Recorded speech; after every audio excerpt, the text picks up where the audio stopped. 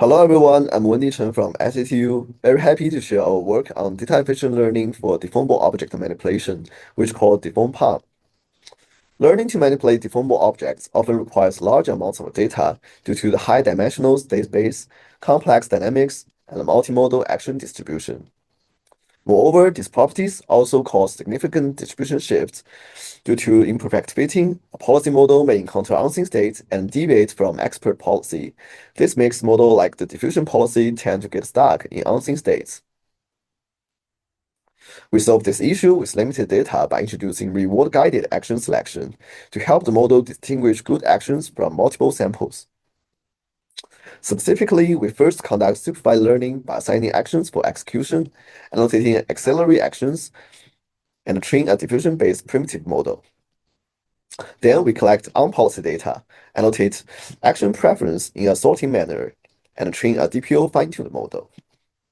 During inference, we use the supervised model for multiple action prediction and employ an implicit reward model for action selection. The action with the highest reward is selected. We design 3 tasks for real-world experiments. The qualitative results show that compared to baselines, our method exhibits superior final metrics and reduced variance. The qualitative results also affirm this. Our method can achieve such results with only a small amount of data. Here are some demo videos. For granular pile shaping, our model effectively avoids abnormal actions, allowing for a smoother completion of the task.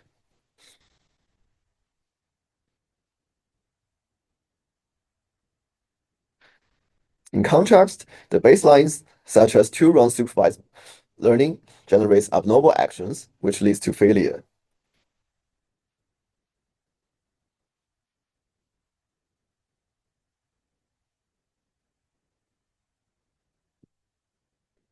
For rope shaping, our model achieves a higher level of completion quality, whereas other models may get stuck in a state due to overfitting.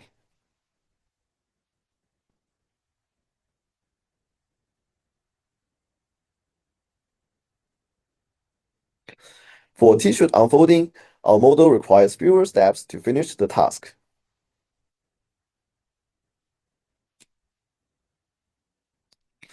Additionally, our model can also recover from human interference.